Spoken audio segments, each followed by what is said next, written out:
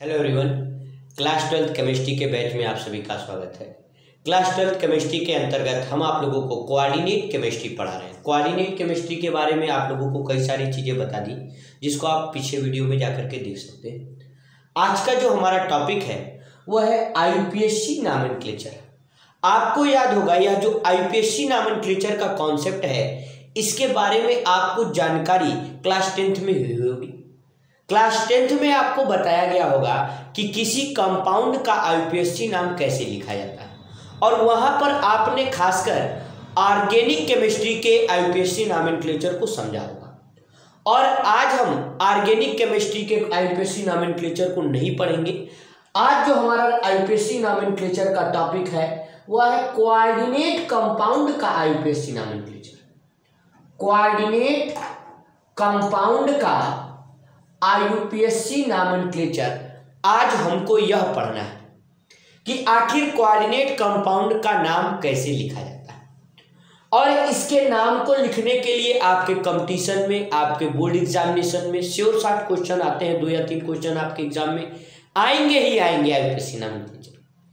इसलिए आपको IUPAC nomenclature लिखना आना चाहिए। और इस नॉमेनक्लेचर में कई सारे रूल होते हैं। हम आपको एक एक रूल के बारे में बताते हैं और आपको उसके बारे में समझाते हैं। ध्यान दीजिए, आईयूपीएसी नॉमेनक्लेचर का जो रूल 1 है उसको हम लोग समझने का प्रयास करते हैं। यह रूल कहता है कि सबसे पहले आप सीएस को पहचानेंगे, रिकॉग्नाइजेशन ऑफ सीएस। आप सबसे पहले सीएस को पहचानेंगे। सीएस का मतलब होता है उपसह संयोजन संख्या। आप जब भी आईयूपीएसी नाम लिखेंगे, आईयूपीएसी नाम लिखने में आपको एक काम करना नेसेसरी है, एक काम करना आपका आवश्यक है। और वह एक काम क्या है? सीएस को पहचानना। सीएस को पहचानना मतलब उपसह संयोजन संख्या के आधार पर आप उपसह संयोजन मंडल को पहचानेंगे। अगर हिंदी में समझे तो सीएस का मतलब होता है उपसह संयोजन मंडल, कोऑर्डिनेशन स्फीयर। तो सबसे पहले जो पहला रूल है वो है सीएस की पहचान, इंग्लिश में रिकॉग्नाइजेशन ऑफ सीएस। अब कहीं सीएस की पहचान का मतलब क्या है? जैसे कि Na3 है और PtCl6 है। इसमें यह जो ब्रैकेट है यह निगेटिव हिस्से में आया है, ऋणात्मक भाग में आया है। और एक कंपाउंड में लिखे, हम यही कंपाउंड लिखे PtCl6 और Br लिखे। इसमें यह सीएस धनात्मक हिस्से में यानी कि पॉजिटिव साइड आया है। जब भी आप कोऑर्डिनेशन कंपाउंड का आप नाम लिखेंगे तो कोऑर्डिनेशन कंपाउंड के नाम को लिखने से पहले आप सबसे पहले सीएस की पहचान कर लेंगे। और सीएस की पहचान क्यों करने के लिए कर रहे हैं, इसके बारे में हम आपको एक रूल बताते हैं। क्योंकि आईयूपीएसी नाम चाहे आप हिंदी मीडियम के हो चाहे इंग्लिश मीडियम के हो, अगर आप इंग्लिश में लिखेंगे तो आपके लिए ज़्यादा बढ़िया होगा, स्पेलिंग वगैरह क्लियर हो जाएगी और आपको नाम समझ में भी आएगा। कोऑर्डिनेशन स्फीयर की पहचान करने को क्यों कहा जाता है, इसके बारे में जो आपका पहला रूल है वो कहता है कि अगर सीएस निगेटिव है, ऋणात्मक है। ध्यान से देखिए, पहला रूल क्या कहता है? अगर कोऑर्डिनेशन स्फीयर उपसह संयोजन मंडल, यह ब्रैकेट वाले हिस्से को सीएस कहते हैं, अगर सीएस निगेटिव है तो निगेटिव सीएस होने पर सीएमए के नाम में ATTE 8 जोड़ना पड़ेगा। ध्यान से सुनिए, नियम क्या कहता है? नियम कहता है जैसे यह प्लेटिनम है, जब भी इसके आईयूपीएसी नाम में हम प्लेटिनम का नाम लिखेंगे तो प्लेटिनम के नाम में हमको 8 जोड़ना पड़ेगा और इसका नाम हो जाएगा प्लेटिनेट। क्या हो जाएगा? प्लेटिनेट। अगर कोबाल्ट है, सीएस अगर निगेटिव है, अगर पॉजिटिव है तो कुछ नहीं जोड़ना, ध्यान से सुनिए, अगर CS जैसे यहां पे प्लेटिनम का CS जो है वह पॉजिटिव है, अगर पॉजिटिव है तो आपको कुछ नहीं जोड़ना है, लेकिन अगर निगेटिव है, पहला CS की पहचान क्यों करते हैं समझिए। आप किसी भी कोऑर्डिनेट कंपाउंड उपसहसंयोजी यौगिक में CS की पहचान क्यों करते हैं आपको यह समझ में आना चाहिए। रूल कहता है कि अगर आप CS की पहचान कर ले रहे हैं और CS गलती से निगेटिव हो गया, आपने पहचान किया जैसे यहां पर CS निगेटिव है, अभी एक कंपाउंड लिख ले, मान लीजिए K4FeCN6, इसमें भी देखिए Fe वाला जो यह CS कौन सा पार्ट है, निगेटिव है। अगर CS पीछे की तरफ है, निगेटिव हिस्से में है, तो इसमें CMA के नाम में आप 8 जोड़ते हैं, आपको यह समझ में आना चाहिए। ध्यान से समझिए क्या टॉपिक कर रहा है, क्या लॉजिक कर रहा है। जैसे प्लेटिनम का नाम है तो प्लेटिनेट होगा, निकिल का नाम है निकलेट होगा, कोबाल्ट का नाम है कोबाल्टेट होगा। अगर आपको इंग्लिश स्पेलिंग नहीं आते आप हिंदी में लिख लीजिए, कोबाल्ट का नाम है कोबाल्टेट होगा। कापर को हम लोग कहते हैं क्यूपरेट, यहां कहेंगे क्या कहेंगे, क्यूपरेट कहेंगे। फेरस को फेरेट कहेंगे, निकिल को निकलेट कहेंगे, प्लेटिनम को प्लेटिनेट कहेंगे। लेकिन यह तभी आप लगाएंगे जब CS वाला हिस्सा निगेटिव होगा। अगर पॉजिटिव है तो आप यह काम नहीं करेंगे। बात क्लियर समझ में आ रही है। पहला रूल आपको समझ में आना चाहिए। हमने कहा अभी हम इसका यूज भी करेंगे जब आपको कई सारे एग्जाम्पल्स के बारे में बताएंगे। हमने कहा कि आपका यह कंपाउंड रूल क्या कहता है। यह कंपाउंड रूल कहता है कि अगर आपका यह निगेटिव है, यह बड़ा वाला जो ब्रैकेट है, अगर यह निगेटिव है तो निगेटिव में नाम के पहले आपको 8 जोड़ना ही पड़ेगा। और जब आप 8 जोड़िएगा तो इसका नाम हो जाएगा प्लेटिनेट, इसका नाम हो जाएगा कोबाल्टेट, निकलेट, क्यूपरेट। इसके अलावा जो भी है, जैसे फेरस है तो फेरेट, आयरन का आयरनेट नहीं लिखते हैं, उसको फेरेट का लिखते हैं। कापर का कापरेट नहीं लिखते, उसको क्यूपरेट लिखते हैं। बात क्लियर समझ में आ रही है। तो अगर CS निगेटिव हिस्से में है तो इसके नाम में आपको 8 जोड़ना पड़ेगा। This is your first rule. बात क्लियर हो गई। इसके नाम में, CMA के नाम में अंत में लास्ट में 8 जोड़ा जाता है। यह आपका रूल 1 है। बात क्लियर है, बात क्लियर है। जिसको स्क्रीनशॉट लेना हो ले सकता है इसको। क्लियर हो गई बात। अब आगे की हम लोग बात करते हैं रूल नंबर 1 के बाद रूल नंबर 2। रूल नंबर 2 क्या है। रूल नंबर 2 जो है वह सारे कोऑर्डिनेशन स्फीयर के अंदर के लिए है। रूल नंबर 2 में बहुत सारी बातें बताएंगे और वो सारे के सारे रूल आप कोऑर्डिनेशन स्फीयर के अंदर लगाइए। कोऑर्डिनेशन स्फीयर के बाहर नहीं लगाना है। दूसरा वाला जितना भी रूल बताएंगे वो सारा कोऑर्डिनेशन स्फीयर के उपसह संयोजन मंडल के अंदर लगाना है। अब यह रूल क्या कहता है आपको क्लियर हो जाना चाहिए। इसमें पहला चीज कहता है कि जब भी इस ब्रैकेट का नाम लिखिए, जब भी आप कोऑर्डिनेशन स्फीयर का नाम लिखिए तो नाम लिखते समय एक नियम लगाइए, पहले नाम लिगेंड का लिखिए। जैसे अभी अभी जो एग्जांपल लेके चले थे PTCl6 Br2, यह एक कंपाउंड है, मान लीजिए सल्फेट। इसमें नाम लिखना है। पहले तो पहचान लीजिए CS वाला हिस्सा पॉजिटिव है कि निगेटिव। पॉजिटिव है, पॉजिटिव है तो नाम में 8 नहीं लगेगा, निगेटिव होता तो नाम में 8 लगता। अगर यह हिस्सा पॉजिटिव है तो अब इसके अंदर आ जाइए, क्योंकि अगला रूल कोऑर्डिनेशन स्फीयर के अंदर लगता है, ब्रैकेट के अंदर लगता है। अब ब्रैकेट के अंदर लगा रहे हैं तो अंदर क्या नियम कहता है। अंदर नियम कहता है कि पहले नाम लिगेंड का, फिर नाम CMA का।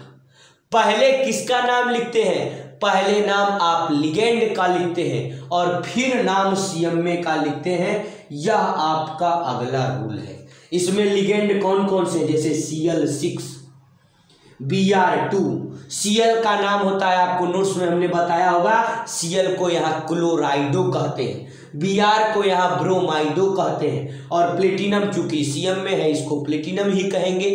अब जब नाम लिखेंगे तो पहले क्लोराइडो और ब्रोमाइडो का नाम पहले लिखेंगे और Cm का नाम बाद में लिखेंगे। नियम हमारा यही कहता है।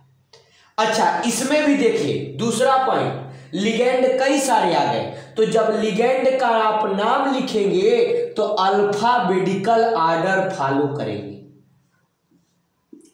अल्फाबेट आर्डर फॉलो करेंगे आप। अल्फाबेट आर्डर क्यों फॉलो करेंगे, फिर से देखिए, हमने कहा ना दो लिगेंड हैं, क्लोराइडो ब्रोमाइडो। क्लोराइडो की स्पेलिंग सी से, ब्रोमाइडो की स्पेलिंग बी से। तो नाम कहता है कि अगर दो नाम है, एक है क्लोराइडो एक है ब्रोमाइडो, तो नाम किसका पहले लिखेंगे, पहला नाम ब्रोमाइडो का होगा, फिर नाम क्लोराइडो का होगा, फिर नाम Cm का होगा। क्योंकि अब कहिए सर सल्फेट का नाम नहीं लिखेंगे, अरे भैया सल्फेट ब्रैकेट के बाहर है, और अगर यह ब्रैकेट के बाहर है ना तो इसका नाम हम लोग एज ए लिगेंड नहीं कहते हैं, क्योंकि ब्रैकेट के अंदर ही लिगेंड होता है, ब्रैकेट के बाहर लिगेंड नहीं होता। तो नियम जो दूसरा है, दूसरा नियम देखिए, दूसरा नियम CS के अंदर के लिए है। दूसरे नियम के लिए कहते हैं कि पहले तो CS का जब भी नाम लिखते हैं, कोऑर्डिनेशन स्फीयर यानी कि ब्रैकेट के अंदर का जब भी नाम लिखते हैं तो पहले नाम लिगेंड का फिर नाम Cm का।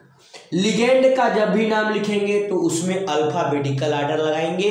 अल्फाबेटिकल आर्डर का मतलब है Br है तो ब्रोमाइडो, Cl है तो क्लोराइडो, ABCD में B पहले आता है इसलिए ब्रोमाइडो का नाम पहले होगा, क्लोराइडो का नाम बाद में होगा, और प्लेटिनम Cm का नाम उसके बाद होगा। अंत में ब्रैकेट के बाहर वाले का नाम सल्फेट लिखेंगे। अगर ये सोडियम आगे लगा रहा था ना, जैसे एक एग्जाम्पल देख लीजिए, जैसे ये देख लीजिए, इसमें पहले पॉजिटिव है तो पहले पोटेशियम का नाम लिख लेते, क्योंकि जैसे पॉजिटिव वाले हिस्से का नाम पहले लिखा जाता है, ये आपका केमिस्ट्री पूरा कहता है। तो यहाँ पोटेशियम पहले है तो यहाँ पर नहीं रूल लगाने लगना है, ये लिखना है, और उसके बाद जब CS का नाम लिखना है तब CS के अंदर CS का नाम लिखते समय इन रूल्स को फॉलो करना है। बात क्लियर हो गई। इसके बाद देखिए रूल नंबर 3 क्या कहता है कि जब लिगेंड ज्यादा होंगे, लिगेंड ज्यादा होंगे तो अपने हिसाब से डाई, अगर 2 है तो डाई, जैसे यहाँ पे ब्रोमीन 2 है तो डाई ब्रोमाइडो होगा, क्लोरीन 6 है तो हेक्सा क्लोराइडो होगा। तो डाई, ट्राई, टेट्रा, पेंटा, हेक्सा इत्यादि का आप प्रयोग कर सकते हैं। और नियम नंबर 4, चौथा नियम कहता है कि जब भी Cm का नाम लिखेंगे तो Cm के ब्रैकेट में ऑक्सीडेशन नंबर रोमन डिजिट में लिखना जरूरी है। आपको कल ही हमने बता दिया था ऑक्सीडेशन नंबर क्या होता है। हमने कहा था जब भी आप देखिए 4 रूल हैं, इन्हीं 4 रूलों से आपका खत्म हो जाता है IUPAC नोमेनक्लेचर। पहला काम करना है, पहला काम आपको ये करना है कि जब आप नाम लिखिए पॉजिटिव निगेटिव हिस्सा पहचानिए। पॉजिटिव निगेटिव पार्ट जब पहचान लीजिएगा तो हमने कहा अगला जो सारा रूल है वो CS के अंदर का है। CS के अंदर का मतलब हमने कहा जब CS के अंदर नाम लिखेंगे तो CS के नाम में पहले नाम लिगेंड का फिर नाम Cm का। जब लिगेंड का नाम लिखेंगे तो हमने कहा अपने को अल्फाबेट आर्डर फॉलो करना है। लिगेंड में अल्फाबेटिकली जो पहले आता है, जैसे क्लोराइडो बाद में आता है, ब्रोमाइडो पहले आता है, ब्रोमाइडो की स्पेलिंग B से है तो उसको लिखेंगे। रूल नंबर 3 क्या कहता है, रूल नंबर 3 कहता है कि अगर ब्रोमाइडो का इसका के बगल में 2 है तो अपने लिए डाई, ट्राई, अगर 3 होता तो ट्राई, 4 होता तो टेट्रा, 5 होता तो पेंटा इत्यादि का आप प्रयोग कर सकते हैं। और रूल नंबर 4 क्या कहता है कि जब भी Cm का नाम आप लिखिएगा तो Cm का नाम लिखते समय ऑक्सीडेशन नंबर का आपको यूज करना ही करना है। अब हम लोग देखते हैं, रूल तो सारे देख लिए हैं, एग्जाम्पल जब तक नहीं देखेंगे तब तक पूरा क्लियर नहीं होगा। तो अब एक एग्जाम्पल देखते हैं, जैसे अभी लिखा हुआ था platinum Cl6 Br2 H2O 4 SO4। यह एक कंपाउंड है और इसका अपने को IUPAC नॉमेनक्लेचर लिखना है। एक और एग्जाम्पल ले लीजिए, K4 देख रहे होंगे, ये बहुत ज़्यादा एग्जाम्पल हमने लेकर के समझाया है इसके बारे में, तो इसका भी नाम आज देख लेते हैं IUPAC ने। हमने कहा देखिए जब भी नाम लिखते हैं सबसे पहले देखो पॉजिटिव वाला हिस्सा आपकी ब्रैकेट में है, पहला काम। ब्रैकेट इस वाले नाम में पॉजिटिव वाला हिस्सा है ब्रैकेट, और इस वाले नाम में देखो के आगे है यानी कि निगेटिव वाला हिस्सा है ब्रैकेट। तो आप सबसे पहले निगेटिव और पॉजिटिव पहचान लिए। इसके बाद जो बाहर है SO4 है, तो SO4 अगर बाहर है तो इसका नाम सल्फेट होता है। क्या होता है? सल्फेट। और आगे बाहर पोटेशियम है तो पोटेशियम। अब कुछ लोग कहेंगे सर सल्फेट का सल्फेटो लिख दीजिए। अरे भैया सल्फेटो नाम तब लिखिएगा जब यह रिंग के अंदर होगा, रिंग कर रहे हैं, कोऑर्डिनेशन स्फीयर के अंदर होगा। अगर कोऑर्डिनेशन स्फीयर के बाहर है तो यह हमारे लिए एक लिगेंड का काम करता है, न कि CMA का काम करता है। बात क्लियर हो गई? अब चलिए अब नाम लिखते हैं, कैसे लिखेंगे। हमने कहा देखिए सबसे पहले CS का, चूंकि पॉजिटिव पार्ट में ये CS है तो CS का नाम लिखते हैं। CS में भी नियम कहता है, दूसरे का पहला नियम क्या कहता है? पहले नाम लिगेंड का। ठीक, तो लिगेंड देख लें कौन कौन से हैं। क्लोराइडो, ब्रोमाइडो और H2O को एक्वा कहते हैं। क्या कहते हैं? एक्वा। तो एक्वा लगाएंगे क्योंकि एक्वा का स्पेलिंग A से आता है और एक्वा के बगल में 4 है तो लगाएंगे टेट्रा एक्वा। ध्यान दीजिए, टेट्रा एक्वा। बात क्लियर हो गई? इसके बाद ब्रोमीन है, 2 है तो डाई ब्रोमाइडो। क्या होगा? Tetra aqua di bromido. फिर उसके बाद हेक्सा क्लोराइडो, क्लोरीन 6 है ना, तो हेक्सा क्लोराइडो। और फिर है प्लेटिनम। जब भी CMA का नाम लिखना है अगला नियम क्या कहता है? बगल में ब्रैकेट में रोमन डिजिट में ऑक्सीडेशन नंबर लिखना है।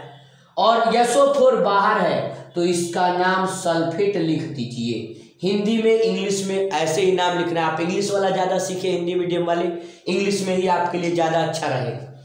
Tetra aqua di ब्रोमाइडो hexa क्लोराइडो platinum sulphate. Sulphate चूंकि निगेटिव पार्ट इसलिए बाहर लिखा गया है, उसका नाम CMA के बाद लिखा गया। और CMA के बगल में देखिए ब्रैकेट छोड़ा गया है। ब्रैकेट इसलिए छोड़ा गया है ताकि ऑक्सीकरण संख्या यानी कि ऑक्सीडेशन नंबर लिखा जाए।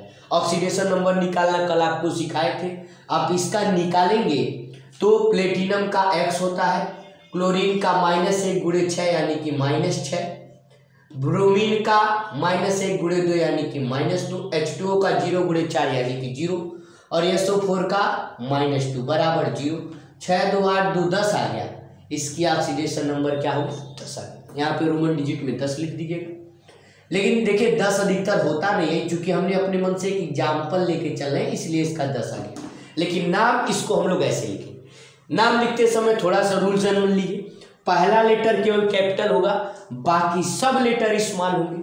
और लेटर्स के बीच में आप ज़्यादा गैप नहीं, क्योंकि यहाँ जगह नहीं थी इसलिए हमने सल्फेट नीचे लिखे, नहीं तो सीधे ही लिखते। आप लेटर्स के बीच में ज़्यादा गैप नहीं दे सकते। बात क्लियर हो गई? यह आपका पहला, एक बार और देख लीजिए। पहले नाम CS का तो tetra aqua di ब्रोमाइडो hexa क्लोराइडो platinum sulphate. Clear है? अब आते हैं इसका नाम देखते हैं। हमने कहा इसका नाम देखिए दूसरे में, पहले पॉजिटिव पार्ट। अब कुछ कहेंगे सर पॉजिटिव है 4 है, टेट्रा पोटेशियम नहीं, टेट्रा बाई ट्राई सब स्फीयर के अंदर, टेट्रा यहाँ नहीं लगेगा। कुछ बच्चे गलती से यहाँ टेट्रा से शुरुआत कर देते हैं, नहीं भैया। आप देखिए आपने कभी भी बचपन में यह नाम पढ़ा होगा, जैसे K2CO3 पोटेशियम कार्बोनेट। ये नहीं ना कहते हैं डाई पोटेशियम कार्बोनेट, कहते हैं क्या? नहीं ना।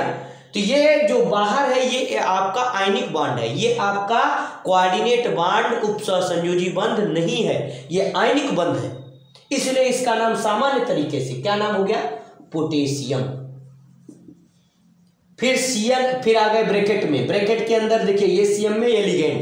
पहले नाम लिगेंड का हेक्सासाइनो, हेक्सासाइनो।